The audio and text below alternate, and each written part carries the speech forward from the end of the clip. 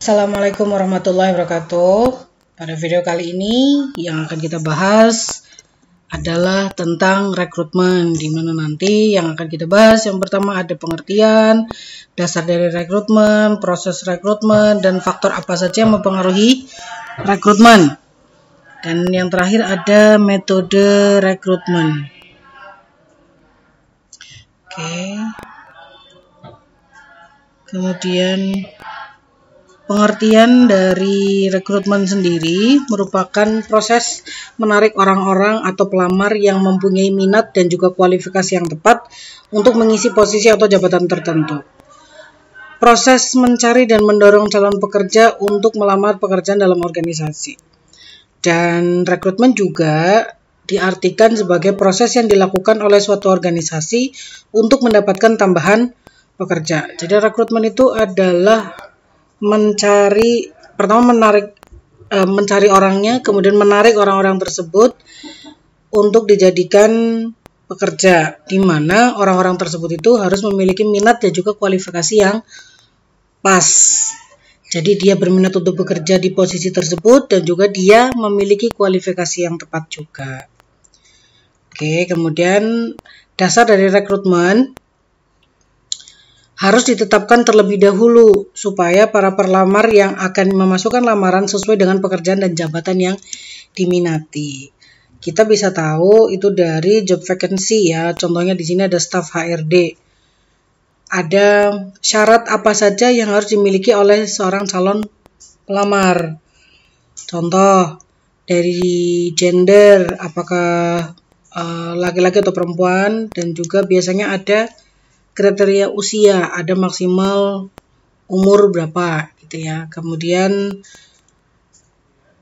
requirements yang lain, yang mana requirements tersebut itu mungkin antara satu posisi dan posisi yang lain requirement-nya berbeda-beda ya.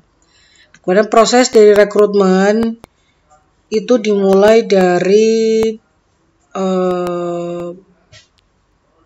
ada perencanaan, pertama tujuannya dulu, kemudian ada perencanaan perencanaan SDM. Nah, kemudian setelah perencanaan kan jadi tahu nih jumlah sumber daya manusia yang dibutuhkan. Setelah itu, setelah tahu jumlahnya, dibandingkan tuh antara kebutuhan dan juga ketersediaannya.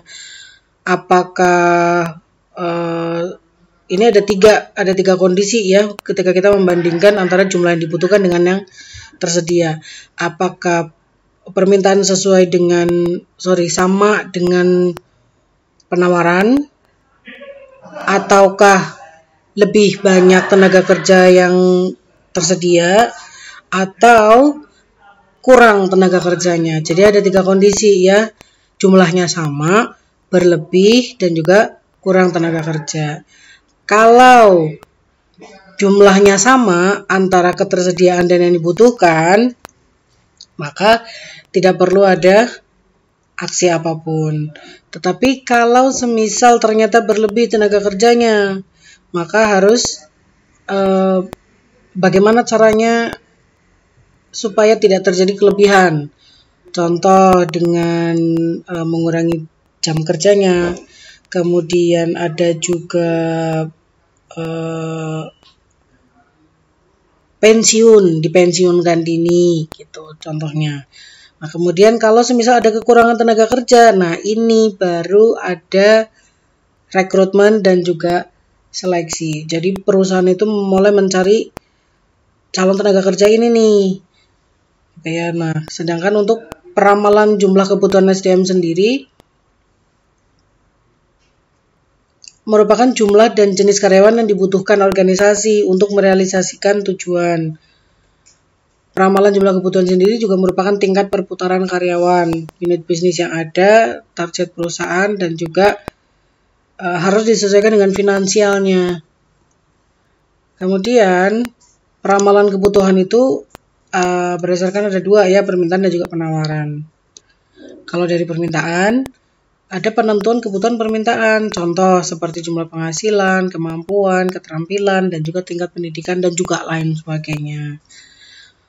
Metodenya sendiri menggunakan trend analysis, rasio analisis, dan managerial judgment. Sedangkan peramalan kebutuhan berdasarkan penawarannya, itu ada tipe tenaga kerja yang available di marketplace. Jadi ketersediaannya gitu ya, tipe yang tersedia itu yang seperti apa. Kemudian sumber penawaran dapat berasal dari dalam maupun luar organisasi. Jadi penawarannya itu bukan hanya dari di luar dari perusahaan, dari dalam pun juga ada penawaran. Nah, kemudian apa saja faktor yang mempengaruhi rekrutmen? Nah, kita kan sudah tahu ya, kalau rekrutmen itu adalah sebuah proses yang panjang, dimulai dari perencanaan kebutuhan karyawan, pemasangan lowongan kerja, pemanggilan karyawan, seleksi, penawaran gaji, penandatanganan kontrak kerja, sampai dengan penempatan. Nah, faktor-faktornya apa saja? Yang pertama ada kondisi ekonomi negara secara umum. Jika kondisi ekonomi relatif sulit, maka biasanya akan terjadi oversupply atau calon pekerja itu jauh lebih besar dibanding jumlah permintaan. Jika hal ini terjadi, maka perusahaan relatif lebih mudah untuk mencari karyawan baru sebab para pelamar kerja melimpah. Kalau contohnya di Indonesia, jumlah lulusan dari perguruan tinggi itu sekarang ini lebih banyak kan daripada kebutuhan dari perusahaan ataupun instansi ataupun organisasi. Jadi ya bisa dikatakan Indonesia oversupply nih, dan perusahaan itu tidak sulit untuk mencari calon pelamar nih ya. Kemudian faktor yang kedua ada ketersediaan tenaga kerja pada bidang yang dicari. Jika bidang yang dicari merupakan bidang yang tergolong langka, maka perusahaan akan lebih sulit dalam memenuhi kebutuhan karyawannya. Contoh, bidang teknologi komputer atau bidang cellular engineering, atau kalau yang sekarang ini lagi ramai dibicarakan adalah nuklir. Kan contoh kayak pembangkit listrik tenaga nuklir di beberapa negara itu kan sudah dipakai, dan Indonesia sudah mulai mengadaptasi itu. Akan tetapi pekerja yang menjalankan PLTN tersebut itu kan kurang gitu ya, ketersediaan sumber daya manusianya gitu ya. Maka perlu ada rekrutmen. Nah, kemudian yang ketiga ada reputasi perusahaan. Ini merupakan faktor yang terakhir dari faktor yang mempengaruhi rekrutmen ya. Suatu perusahaan cenderung akan lebih mudah mencari dan merekrut the best people jika perusahaan itu memiliki reputasi yang bagus, sehingga best graduates akan berlomba-lomba bekerja di dalamnya. Contoh ada Astra, Microsoft, Google, yang sekarang ini lagi banyak ya, Shopee, dan lain-lain. Nah, kalau perusahaan-perusahaan ini mau mencari tenaga kerja, mereka tidak susah, karena pasti banyak yang mau mendaftar atau melamar sebagai tenaga kerjanya. Karena tenaga kerja ini kan calon-calon pelamar ini kan tahu gitu, oh perusahaan itu perusahaan yang bagus, dia sedang membuka lowongan pekerjaan gitu ya. Nah, nantinya orang-orang yang mendaftar itu juga merupakan orang-orang yang the best people in the field.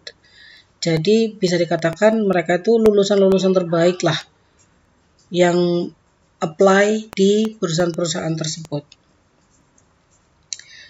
Kemudian sumber dari rekrutmen itu ada dua ya, internal dan juga eksternal. Kita bahas dulu yang pertama, internal, sumber rekrutmen internal. Bisa melalui job posting program, departing employees, dan metode lain. Kalau yang job posting program, penawaran ini terbuka kepada seluruh karyawan yang berminat. Karyawan menyampaikan permohonan mengikuti seleksi internal. Misal nih, di sebuah perusahaan itu ada satu jabatan yang kosong. Nah, perusahaan itu tidak membuat iklan lowongan pekerjaan dan dipasang di luar, tetapi tinggal menawarkan ke karyawannya. Misal gini, ini ada jabatan kosong, silakan siapa yang berminat boleh apply gitu. Nanti akan diseleksi, pasti tetap akan diseleksi lah ya, kan tidak mungkin tiba-tiba ada kebutuhan langsung diangkat gitu ya. Nah, kemudian sumber rekrutmen internal yang kedua ada departing employees. Karyawan dapat dibantu pindah ke unit yang lain apabila dianggap tepat, karyawan tersebut dapat diangkat untuk mengisi jabatan yang kosong. Jadi kayak di rolling gitu ya, dipindah. Kemudian metode sumber rekrutmen internal yang ketiga ada metode lain. Contoh keluarga karyawan, promosi, dan mutasi. Kalau keluarga karyawan mungkin yang sebagian besar dari kita itu menganggap seperti nepotisme gitu ya. Tapi ada kekurangan dan ada kelebihannya juga sih kalau sumber rekrutmen internal ini, terutama yang nomor 3 itu, terutama yang keluarga karyawan. Nanti akan kita bahas. Metode rekrutmen internal itu ada 2, terbuka dan tertutup. Kalau terbuka, manajer diminta untuk menyarankan karyawan untuk dipromosikan atau dirotasi. Kemudian kalau tertutup, posisi yang kosong diiklankan melalui pengumuman internal perusahaan. Nah, seperti yang sudah kita tadi bahas di slide sebelumnya, menggunakan sistem kerabat atau keluarga karyawan, maka akan terjadi nepotisme. Nah, berikut adalah keuntungan dan juga kelemahan dari menggunakan rekrutmen internal. Keuntungannya, dia akan lebih murah karena kan tidak perlu posting di luar gitu ya. Kemudian dia lebih cepat karena kan tinggal nunjuk atau ada yang merekomendasikan, atasannya merekomendasikan bawahannya untuk mengisi suatu jabatan atau dirotasi. Itu contohnya. Jadi memang akan lebih cepat gitu. Soalnya kalau semisal sebuah perusahaan itu harus menyebarkan iklan lowongan pekerjaannya pasti membutuhkan waktu, ya kan? Nah, kemudian waktu orientasi lebih singkat, meningkatkan motivasi kerja. Di sini kenapa dikatakan motivasi kerja? Contoh begini, kalau semisal di sebuah perusahaan itu ada jenjang karirnya, jadi karyawan ini kan akan berusaha untuk menunjukkan performa yang lebih baik atau kinerja yang bagus. Supaya apa? Jika suatu saat perusahaan membutuhkan atau ada lowongan pekerjaan yang setingkat di atas pekerjaannya dia yang sekarang, maka dia bisa apply. Dia bisa mencoba untuk melamar pekerjaan tersebut. Gitu ya. Nah, kemudian yang berikutnya, keuntungannya memungkinkan penilaian kemampuan yang lebih tepat, mendorong kesetiaan karyawan. Kenapa bisa dikatakan setia? Karena begini, karyawan itu merasa dia diberikan kesempatan untuk berkembang. Maka yang akan dia lakukan adalah dia akan memberikan kinerja yang terbaik dari dia, kemudian juga dia akan menjadi lebih setia kepada perusahaannya karena dianggap ya itu tadi dihargai, dianggap kayak gitu ya. Nah, kemudian keuntungan yang berikutnya adalah tidak terburu-buru dalam mengambil keputusan, mendorong pengembangan diri pada karyawan. Ini ada kaitannya dengan motivasi tadi ya. Kemudian mendorong pengembangan diri tadi sudah mendorong ya. Kemudian yang berikutnya ada jarang terjadi kesalahan dalam penyeleksian. Apalagi kan kalau yang tadi ada karyawan gitu ya, bukan kerabat ya, tapi kayak mutasi, rotasi kayak gitu, kan sudah kenal dengan karyawan itu gitu ya, jadi sudah lebih tahu karakter dari calon yang akan mengisi jabatan tertentu gitu ya, jadi memang akan meminimalisir kesalahan ketika menyeleksi. Kemudian meningkatkan semangat kerja. Nah, ini tadi ada kaitannya juga dengan poin yang keempat, itu yang meningkatkan motivasi dan juga mendorong kesetiaan karyawan. Akan tetapi rekrutmen internal juga punya kelemahan. Yang pertama adalah senioritas. Biasanya itu orang yang sudah lama ada di perusahaan tersebut merasa saya lebih pantas untuk menduduki jabatan tersebut karena kan pengalaman saya di perusahaan ini lebih banyak gitu ya. Kemudian mungkin tidak ada cukup karyawan memenuhi syarat di perusahaan karena kan mereka itu ya di situ-situ aja gitu kan, dan semisal karyawan itu mayoritas lulusannya S1, sedangkan untuk jabatan tersebut requirements-nya adalah minimal pendidikannya S2. Nah, otomatis syarat untuk memenuhi kriteria untuk memenuhi syarat tersebut kan jadi tidak tercapai, gitu ya, tidak cukup. Yang dibutuhkan S2 tapi ketersediaannya adalah lulusan S1, ya kan nggak bisa, gitu ya. Kemudian membatasi masuknya pemikiran-pemikiran baru. Biasanya dengan adanya orang baru itu akan membawa ide-ide baru juga. Tapi kalau semisal yang direkrut ya orang-orang itu lagi, ya ada kemungkinan idenya juga terbatas. Gitu ya. Kemudian kelemahan yang berikutnya adalah menghambat usaha untuk meningkatkan keanekaragaman tenaga kerja. Dan yang terakhir, memperkecil kelompok pelamar potensial. Jadi semisal di luar itu sebetulnya ada banyak orang-orang yang potensial untuk mengisi jabatan tersebut. Tetapi karena perusahaan itu lebih memilih untuk menggunakan rekrutmen internal, maka perusahaan itu akan kehilangan kesempatan untuk menemukan orang-orang yang potensial tersebut. Nah, kemudian sumber rekrutmen yang kedua yaitu eksternal, di mana perekrutan perusahaan itu dari luar lingkungan perusahaan. Kemudian semua perusahaan membutuhkan staf dari lingkungan eksternal ketika tidak ada karyawan internal yang cocok untuk mengisi posisi yang dibutuhkan. Ya tadi contohnya ada keterbatasan karyawan yang dimiliki gitu ya. Kemudian outsourcing juga diperlukan ketika perusahaan memperluas bisnisnya dan meningkatkan kebutuhan tenaga kerja. Lingkungan eksternal yang dimaksud dapat berupa agen tenaga kerja, masyarakat umum, lembaga pendidikan, dan juga lembaga pemerintah. Nah, seperti rekrutmen internal, rekrutmen eksternal juga ada keuntungan dan kelemahannya. Keuntungannya yang pertama ada jumlah calon karyawan yang lebih besar.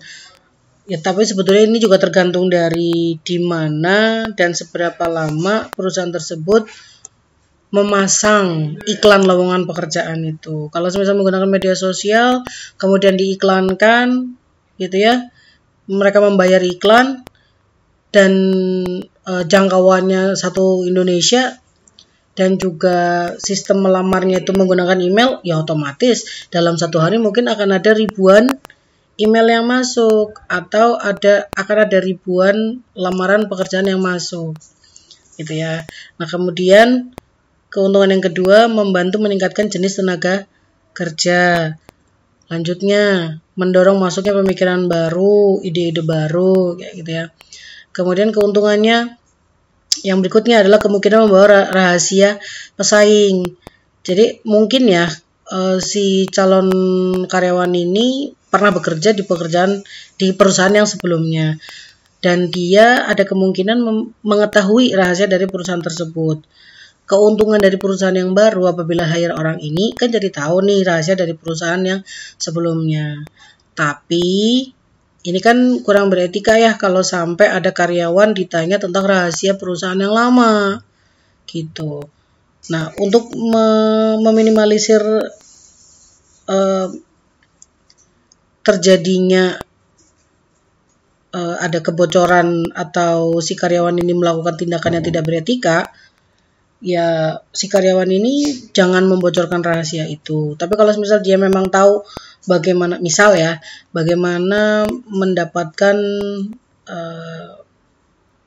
klien gitu misalnya, dia bisa menggunakan pengetahuan dia dari perusahaan yang lama kemudian dia aplikasikan di perusahaan yang baru, itu masih boleh. Yang tidak boleh adalah ketika dia diminta untuk mencari klien tapi dia mencari itu kliennya yang lama dari perusahaan dia yang lama.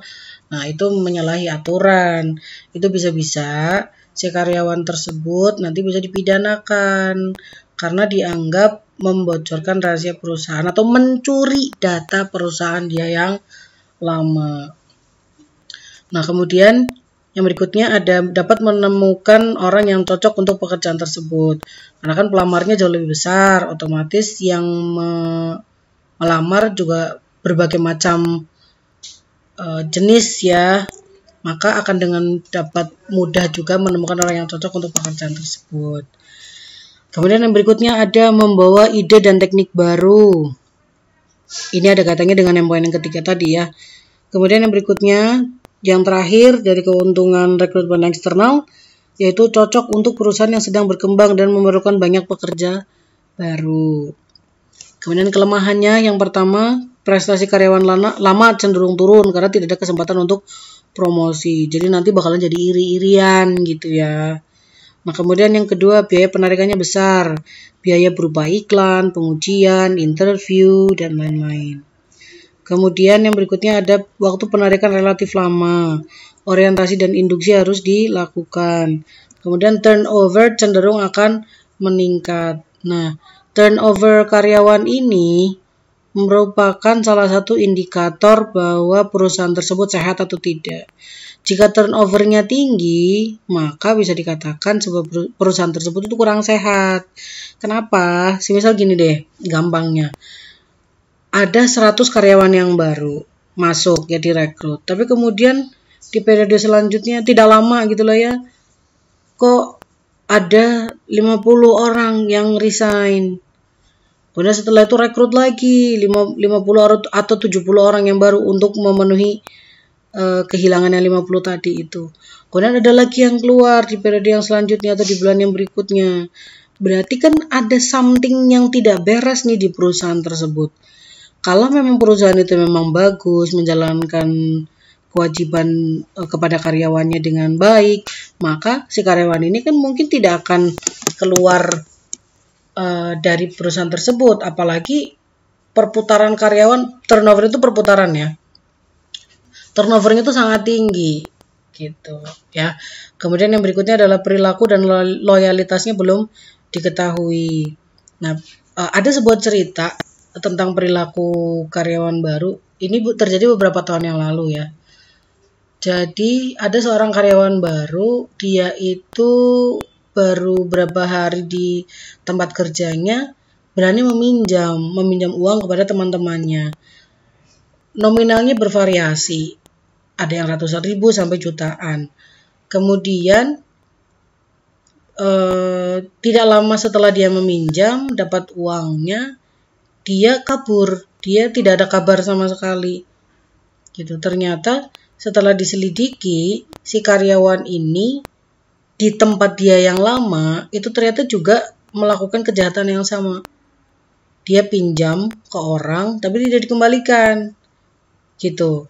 Nah, mungkin ini juga yang menjadi salah satu PR bagi perusahaan ya, kalau bisa antar satu perusahaan dan perusahaan yang lain tuh mereka punya koneksi yang, contoh kalau misal ada karyawan yang memang harus diwaspadai gitu ya, jadi kasih warning lah ke perusahaan yang baru supaya tidak merekrut orang tersebut.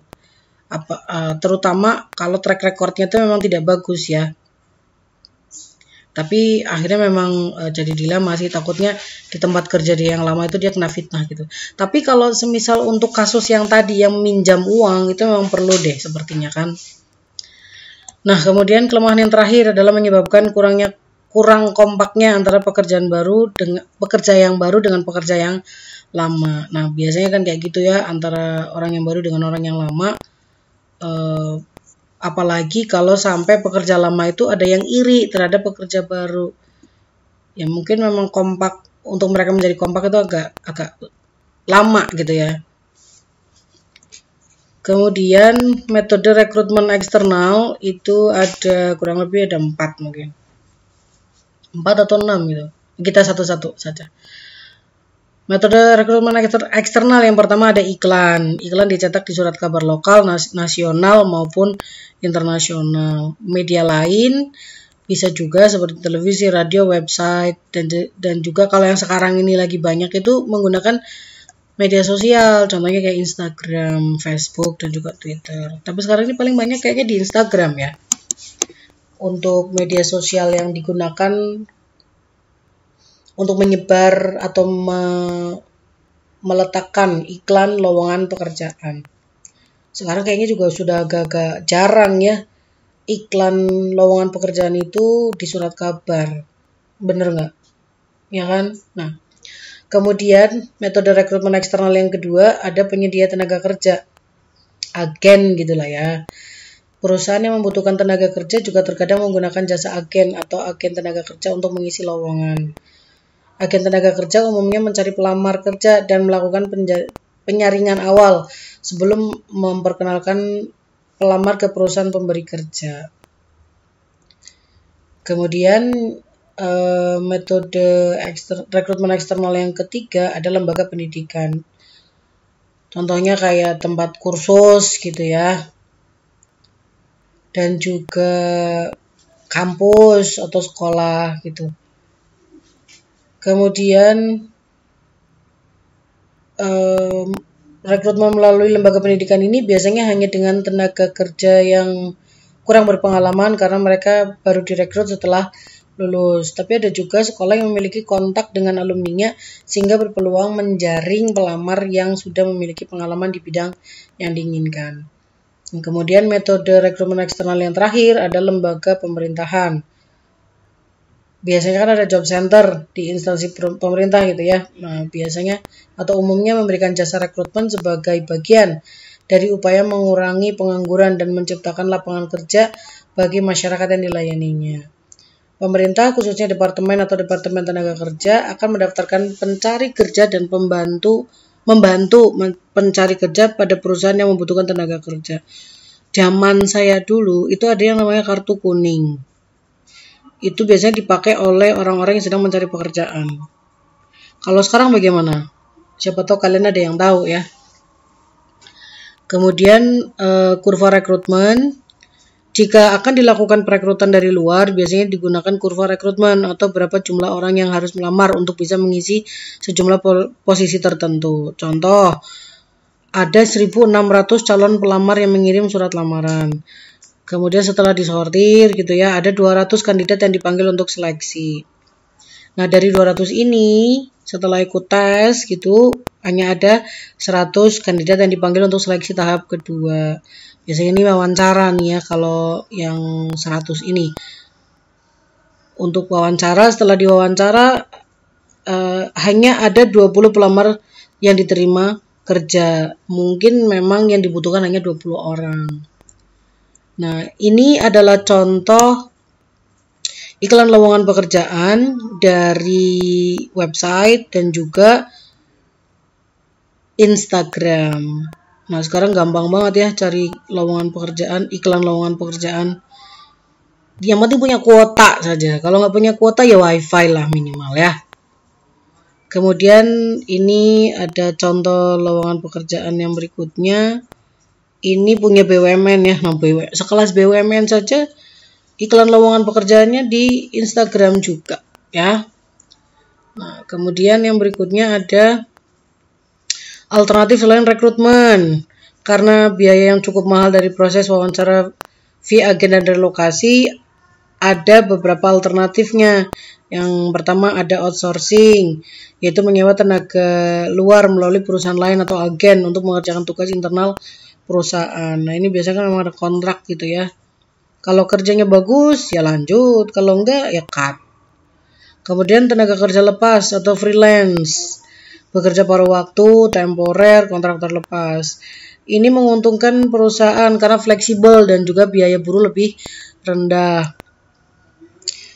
Alasannya karena fluktuasi musim, pekerjaannya hanya per proyek, dan kemudian mendapatkan tenaga ahli tertentu, tidak mau menambah pegawai tetap, dan pertumbuhan pesat di luar perhitungan. Kemudian yang berikutnya ada employee leasing. Professional Employer Organization atau PEO. Dia itu mengurus hal-hal administratif berkaitan dengan pekerja termasuk kompensasi dan merekrut. Tapi ini belum populer di Indonesia ya. Kemudian yang terakhir adalah lembur. Ini ada undang-undangnya ya, jadi dilindungi nih. Jam lembur hanya dapat dihitung maksimal 3 jam dalam 1 hari dan 14 jam dalam 1 minggu. Apabila pekerja menjalani jam kerja tersebut atau melebihi waktu kerja, sebagaimana yang diatur pada pasal ini, pengusaha wajib membayar upah kerja lembur. Nah, kemudian ada beberapa kendala dari rekrutmen. Kalau dari faktor organisasionalnya, kebijakan dalam promosi, imbalan gaji atau tunjangan, dan juga status kepegawaian. Dan kendala yang berikutnya dari faktor organisasional ada kemampuan perusahaan dan juga peraturan kepegawaian. Kendala yang berikutnya, kondisi eksternal, berarti dari luar ya. Kendalanya adalah yang pertama, tingkat pengangguran yang meningkat, keterbatasan kalian yang dicari, proyeksi angkatan kerja, peraturan pemerintah, dan juga rekrutmen dari perusahaan lain. Kemudian kendala yang berikutnya dari kondisi eksternal adalah mempertimbangkan tuntutan tugas apa saja yang akan dikerjakan pekerja baru. Nah, ini ada contoh kasus rekrutmen dan seleksi, gitu ya. Ada yang pertama, keluhan perekrutan pendamping desa tahun 2016. Linknya ada, jadi ini bisa dibuka ya. Kemudian yang kedua, penerimaan dan seleksi PNS sangat buruk, rawan KKN, ini tahun 2008. Bisa juga dilihat, buka ya karena ada linknya. Kemudian proses seleksi kerja tahun 2007, itu juga bisa dibuka dari link tersebut. Oke, sekian materi untuk rekrutmen ini. Kita nanti ketemu lagi di materi yang berikutnya. Terima kasih. Akhir kata, wassalamualaikum warahmatullahi wabarakatuh.